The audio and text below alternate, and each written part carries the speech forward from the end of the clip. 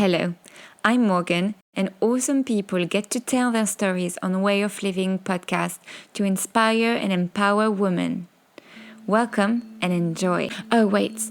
And don't forget to subscribe so you don't miss out on the new episodes. In today's episode, I'm joined by Lucyne Pearson to talk about a big career change after a couple of health issues and how she turned her life around by organizing therapeutical retreats. Hi, Lucyne. Hello. How are you? I'm very good, thank you. I would love for you to talk about what you do at the moment, because I know that you have been a priori therapist in the past. That is right. Yes.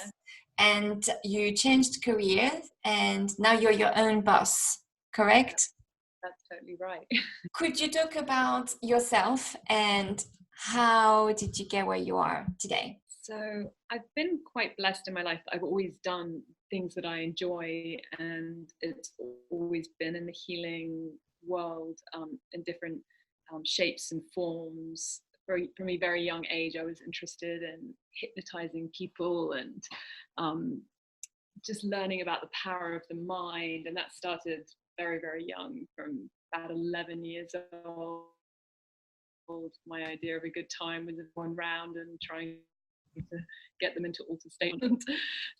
So it was, I was born sort of curious and wanting to understand how much we create and manifest in our lives. And this has just been a big journey for me in my life, just unraveling this process. And when I was in my early 20s, I went to Brazil and I worked with a shaman there who was a psychotherapist, and we worked with indigenous practices and lineages, and I became an apprentice to her and brought people to her to help with different types of depressions and anxieties that people were struggling with. And I then was told by her that it would be a good idea for me to become a psychotherapist, to have that basis and that grounding. So by my mid-20s, I was training to be a psychotherapist.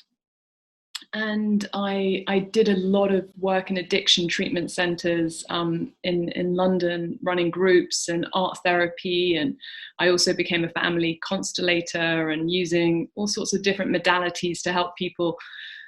And I got a bit sucked into that world. I got a bit sucked into the Western model. When you're on, you're having an income that's coming in every month, and it was, it's recognized and established as by society as helpful ways of helping people. So I got a bit trapped into that world, and I also saw the limitations of it. It was helpful for people. It definitely was healing happening, but it definitely had its limits. When you're working with Western medication and you're working with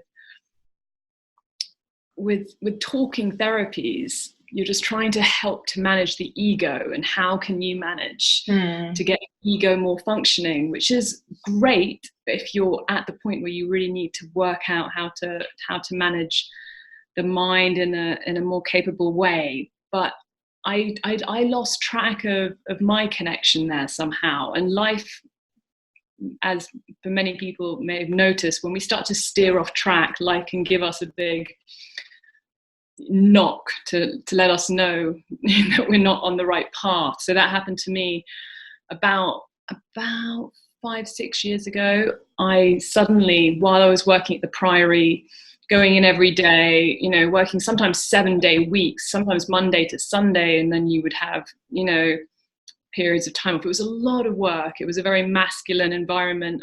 I learned a lot, and I'm very thankful for it, but my body collapsed, and I basically had a huge health crisis that was very, very, very serious. And I wasn't able to stand for a year. I wasn't able to make food for myself or even brush my hair. I was very, very seriously unwell. And in that place, I realized that I had to reevaluate. I don't think you get well from something like that and you go straight back to the lifestyle that you were doing before, because life is, if you're listening to the signs, life is telling you very specifically, and we have a wonderful sat nav inside us. And when things start to really, fall to pieces, it's a good chance to start to reevaluate things. And really it was a kind of death process for me. I'd been through a lot of different initiations in my life, but it was the most strong and the most severe and powerful. And it was really sort of, years of coming out of that hole and little by little getting more and more functional. And when I did, I started to work with clients again, but I was coming from a completely different energetic space, because before I was coming more from a masculine space. But once I'd been through a kind of metamorphosis, if you like, I'd lost everything. I'd had to surrender everything. And in that place, I didn't know if I was going to survive, but some part of my spirit is so hopeful. But you just, when you're kind of dying, you don't know what's at the end of the tunnel. And I had to kind of give way to that kind of death rebirth experience. And I did come back just sort of with a different frequency. And from that moment forward, I never had to ever find work or sort of push. I know it sounds strange, but life just sort of started to come to me. I never asked for anything, but things just started to arrive and sort of started to open up for me in a very much a sort of feminine way of receiving, almost like being a flower and the honeybees just come. And it was like that once I'd sort of metamorphosized into the other side of this very, very dark night of the soul. I think that I'd also, this life experience that I'd gone through, I'd already done years and years of work, but it had been real gold in terms of life experience and the level of compassion that I'd reached and the level of patience and all of the different things that sort of got nurtured in that space. It was good fertile ground to help other people and even to a stronger extent.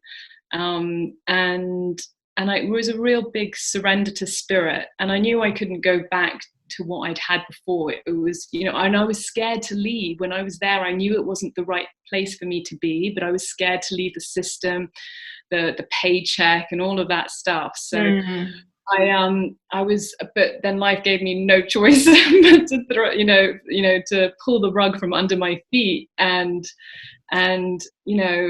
force me to my knees so that I could eventually just surrender to life more. And really life was a strong teacher for me like that. She didn't really want me to sort of half surrender. It was like I had to give up everything.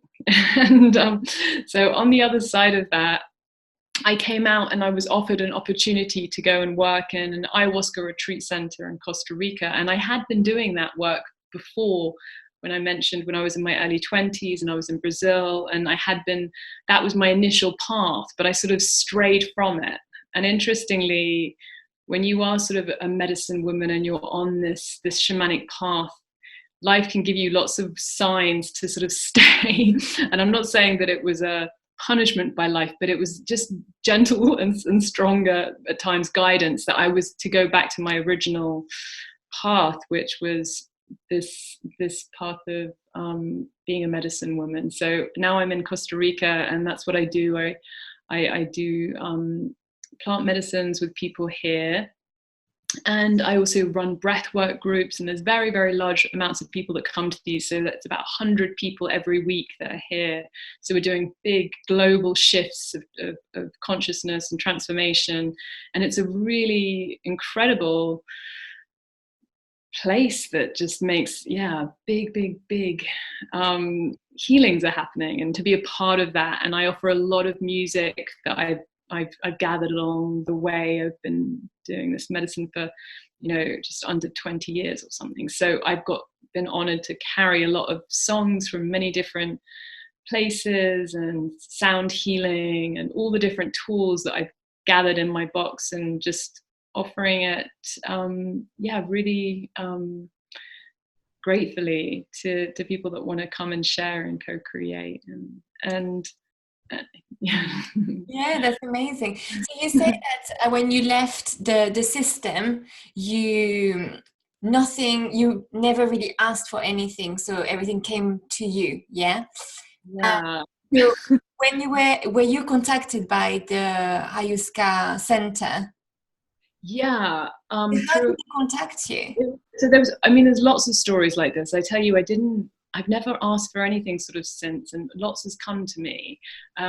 It's not, and I also run retreats now in Europe that I'll tell you about as well. But it's been a very curious process, because I was doing a lot of effort before. It was a lot of effort, striving, trying, and it kind of shocks me. It's a bit like writing a song. I always don't really know how it happened or where it came from, but a new song arrives, and it's a bit like that. I just can't believe all of these things just sort of arrive, and I'm always quite amazed.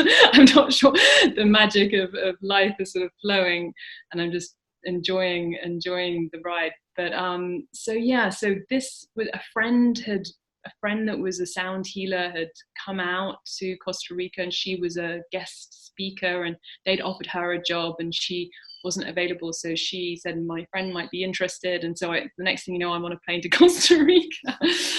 So it was like that. And that was the first job I had after my serious health journey.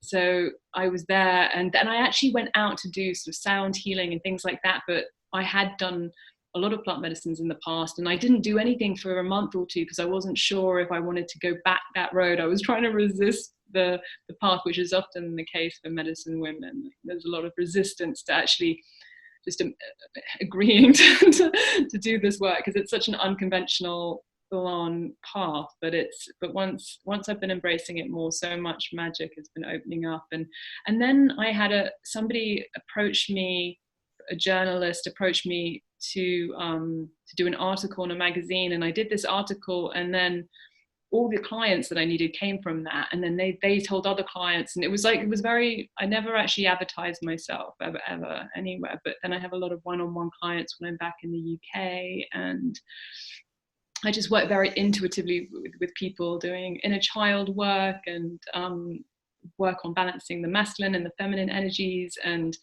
I use a lot of different modalities that through years and years and years of working, and often different people need different things, and we come together and see what wants to emerge. And Yes, that is true. yeah, and I just enjoy holding spaces that are sacred. That's my sort of passion, is holding space that's sacred, for music to come through, or for just to go into sacred places within ourselves and honor and embrace more of who we are, particularly the places that don't want to be felt, or we have shame about, or guilt about, or are hard. They're the places that I'm interested in exploring more with myself and people.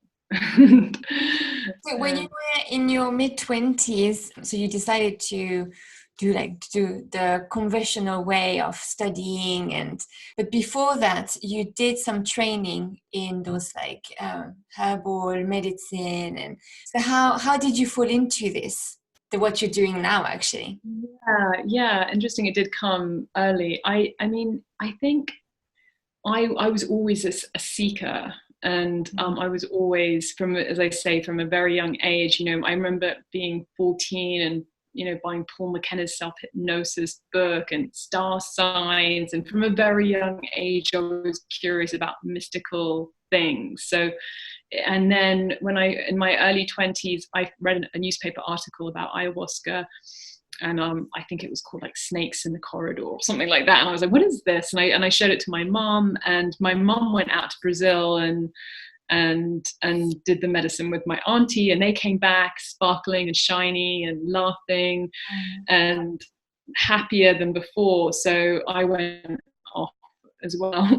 And yeah, and joined on. Yeah. And it's, for me, it's there's so many different ways, and plant medicines are one way of getting back, but really it's about us finding a deeper connection. As I spoke about the Western model that really is good with working with the ego, really moving more towards a mind, body, spirit approach is what I'm interested in, and approach where we can start to acknowledge that the truth of all of existence being non-separate. We're all completely connected on a very, very deep fundamental level. There is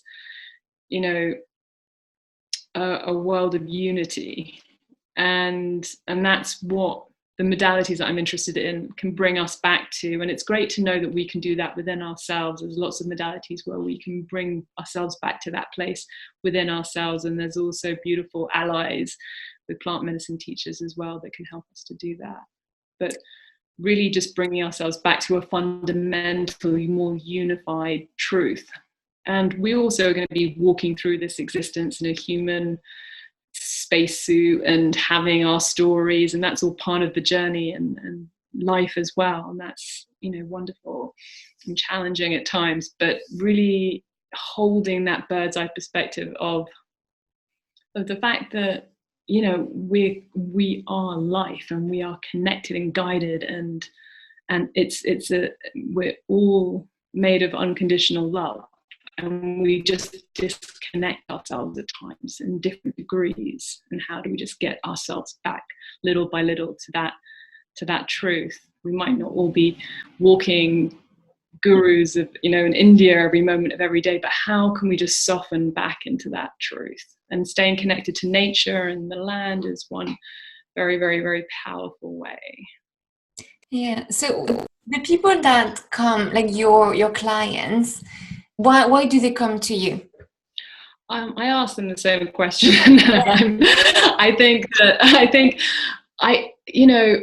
feel like, it's more about an essence. We all have a vibrational essence, and whether somebody has mentioned me to someone else and they can feel the essence of what I am and who I offer through that person sharing, they can see a light in someone else's eyes. It's often word of mouth. So, and I imagine that it's some vibration that I'm carrying that someone else picks up on and feels like, I want to try some of that. So I think it's more something, because really I'm just I'm just there to sort of offer a space that's just going to help to bring someone back to home, just to accepting more of who they are, just trusting and that life is here, supportive, loving, guiding.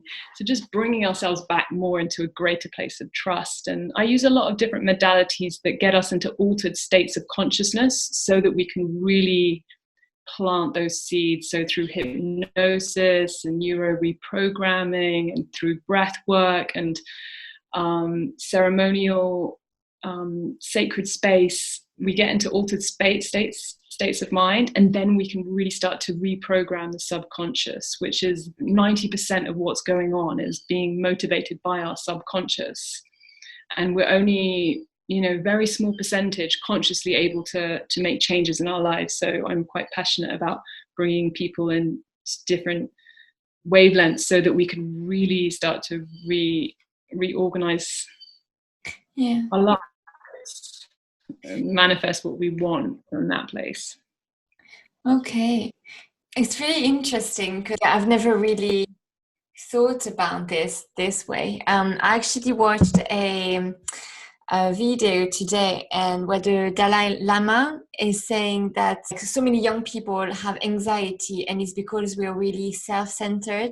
We always think, oh, I am this person, I have this job title, I am, and we actually lose ourselves in this anxiety.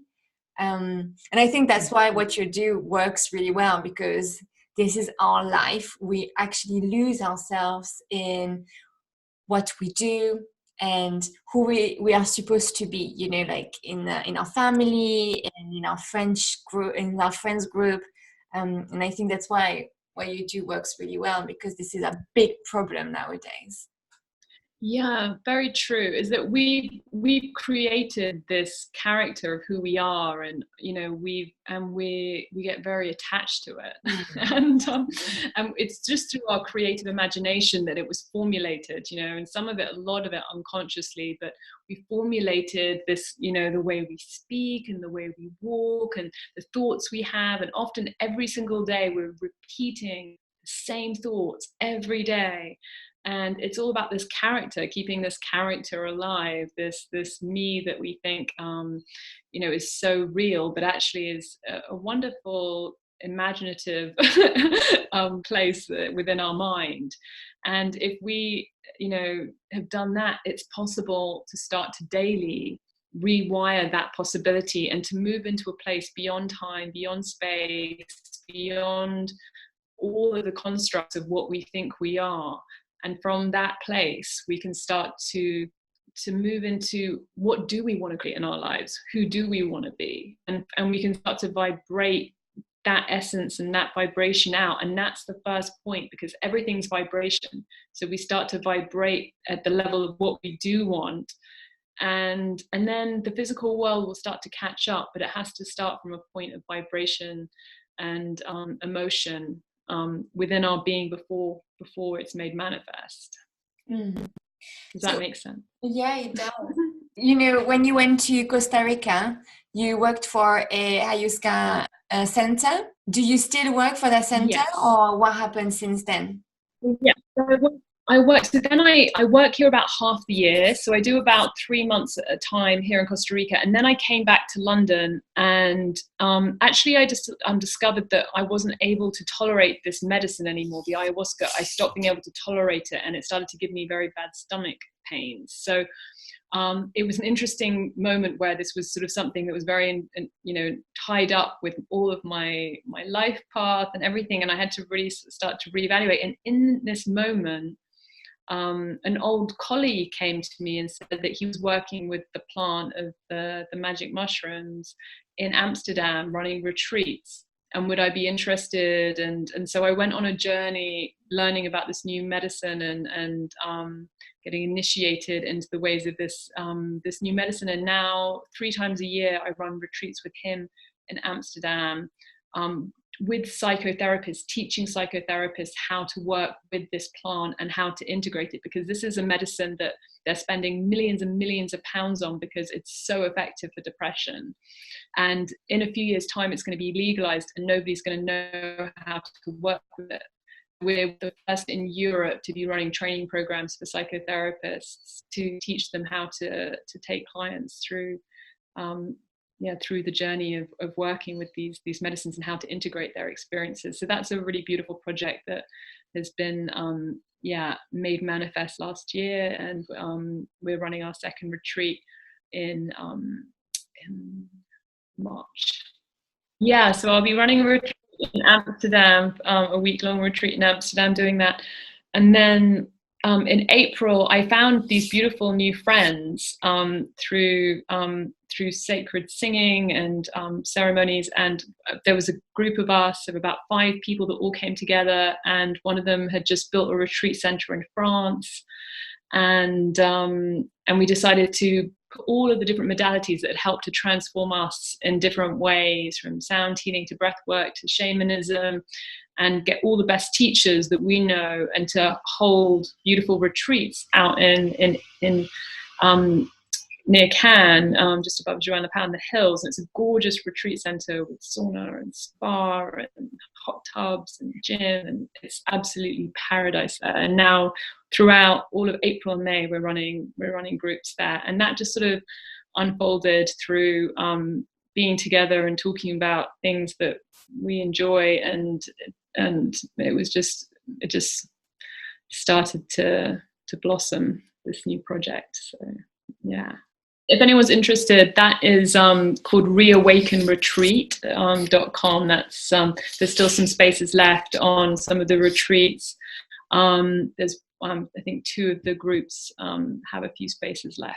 So like when you do those retreat and when you organize this, do you have a team with you? Yes. Yeah. Team is so important. This is sort of part of what you were sharing earlier about one of the problems is that we're all going into individual, mentality, and part of, coming back to health and coming back to life is coming to community. And that is where so much, and the team is such a valuable part of all of this. So on any retreat, the health of what is possible and the miracle of what is possible is only made manifest by what's been made possible within the team. In my experience and opinion, it's the better that the team can be in relationship, in connection, in flow, that's what's going to hold the whole group. And so we do a lot of work before all the retreats to come together as a team, to share, to get vulnerable, to get honest, holding our own ceremonies and our own prayers for the group. And that work is essential. And that's what's often missing in the Western modalities, is the team has to get as clear as possible, because that's going to really be the role models. And the more that the team can get through conflict, the more the team can hear different opinions. This is essential for a healthy running retreat. Yeah. And during retreats, I get the group together so we can do appreciation circles, honesty circles, even while the retreat is going on. This is keeping the team in close connection, is one of the big magic components to why the retreats are so transformational for people. Do you use those medicine every time you do those retreats, or? In the past, yes, but not anymore. I'm at a new point in learning with these plants where I'm learning that I am the medicine rather than needing the medicine, and everything is ceremony, and I'm getting to a different state of evolution, and through different signs I'm really allowing myself to just trust more and more and more. And I have very, very strong visions. I was in ceremony last night till 3 a.m. I was on nothing. I was doing healings all night and receiving insights and guidance for my life and visions and all sorts of things. And it was on absolutely nothing. I mean, after many, many years of many experiences, it doesn't feel actually necessary, which is such a beautiful next stage for me to really be blossoming into this full trust of my own being without anything else. And I'm still evolving with that and excited about that. So would you say that it's an ongoing training, what you're doing? Yeah, totally. This life is this life is ongoing, and different levels, and we know what we need because life will always bring it, new joys, new openings, new challenges, and what presence is bringing in any moment. That's where we need to go. It's such an infinitely intelligent universe. It will always bring to us what we need to keep evolving, and sometimes it's not what we want, because sometimes it's really hard. Let's face it, sometimes life can be really challenging, and it can bring, like my really dark night of the soul, where I didn't even know if I was ever going to be able to, I couldn't even recognize people, I couldn't speak, I couldn't stand, and I've been through different levels of hardships in my life. But no matter what life has brought me in that moment, and for anyone that's going through a hard time, that is exactly what our soul needs for its next step of evolution. And if we can keep hold of that, that's the hope. And that's where things can start to shift. So how would you say, how anyone would recognize this as just a stepping stone? Like it's not the end of the world. Sometimes people might see illnesses or, I don't know, a job loss or something like that. Like it is the end of the world and nothing is going to get better. So how do they recognize it as a good thing?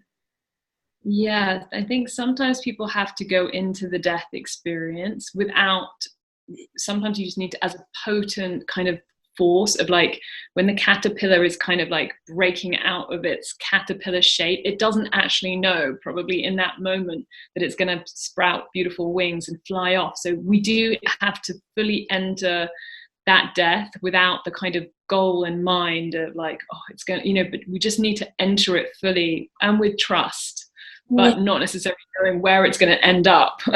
and as we enter it fully into the darkness and into the abyss, somehow when we do it with our heart open and there's a surrender there, like, okay, spirit, you've taken everything, take it all, there's nothing left, I can't control anything else now, you take it. That's the point that I've been in at different times in my life. Like, okay, my way isn't working, you do it, spirit. Take my relationship, take my career, take my health, take it all. I just have nothing left but you. That was what it was like at times for me. And in that place, new emerged and better. And so all I can say is hold on to the hope and know that the abyss is a very, very potent, powerful place, and it has its magic that we need. And from that place, it will change our frequency if we surrendered to it. And so much more can come from it that would never have been possible before. So we just have to keep opening and keep trusting, because where there's life, there's hope. And would you say that you're kind of living the dream, your dream? I think we're all living a dream. We're all living a dream, but is it a dream? Is it a dream that we want to dream? And is it a prayer that we want to pray? And is it a song we want to sing? We have the choice. And what kind of prayer are we going to make for our lives?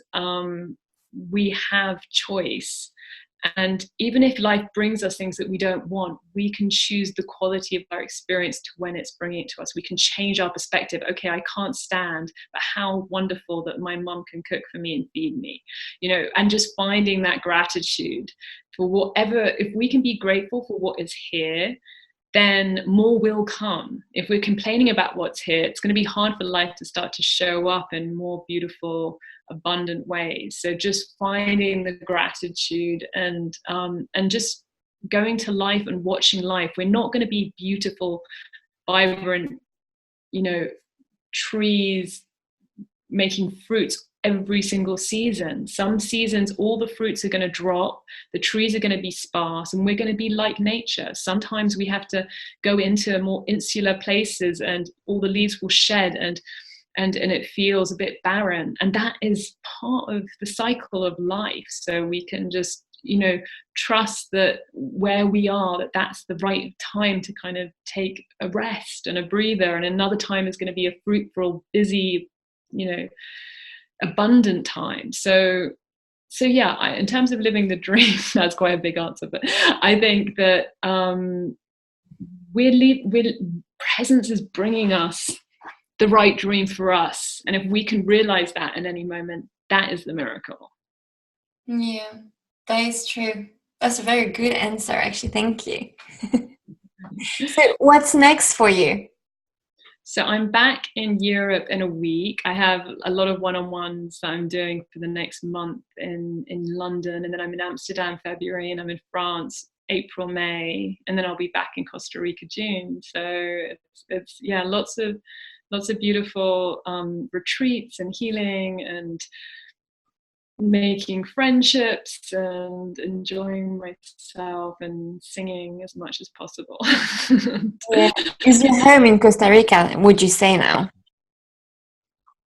I'm half. So yeah, I'm half the year Costa Rica, half the year Europe. So yeah, and that was a dream. I said to my friend before she gave me this job opportunity, if I could just spend 6 months of the year in Costa Rica, 6 months of the year in England, that would be ideal. And that happens. And I'm always winter months in Costa Rica because it's a much nicer place to be in when it's cold.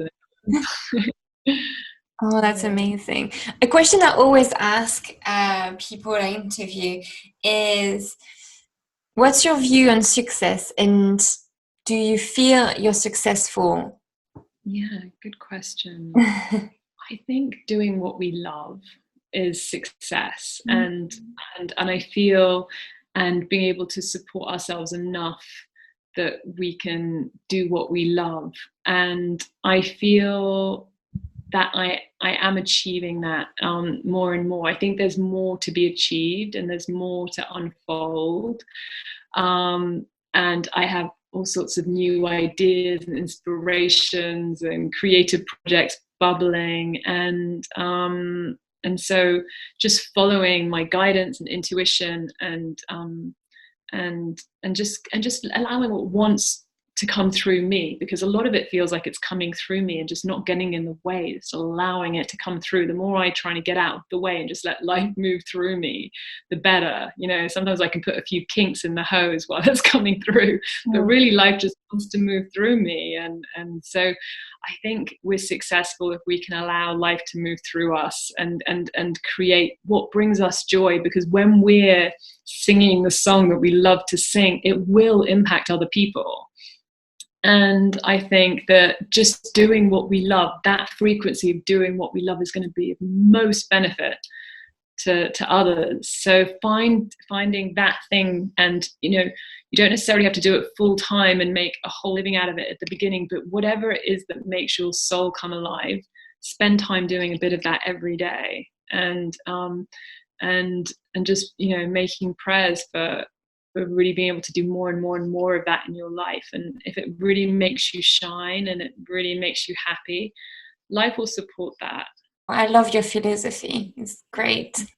One last thing I want to say is that for women as well, it's such a masculine orientated world. If like this is geared more towards women, it's such a masculine world of doing things fast and big and strong, and really like let yourself do it in your own feminine way is just sort of one thing I would say, because we don't have to keep up with anyone. We don't need to have the competitive energy. There's we can really work as women with our feminine essence, and really to come from it, to allow ourselves to receive and let things to come to us, and to choose our pace, because it's a lot to try and keep up with this masculine world of this fast pace. And we can choose our rhythm, even though it can feel like we're being pushed along. We can come back as women and just and really allow ourselves to rely on that yin energy.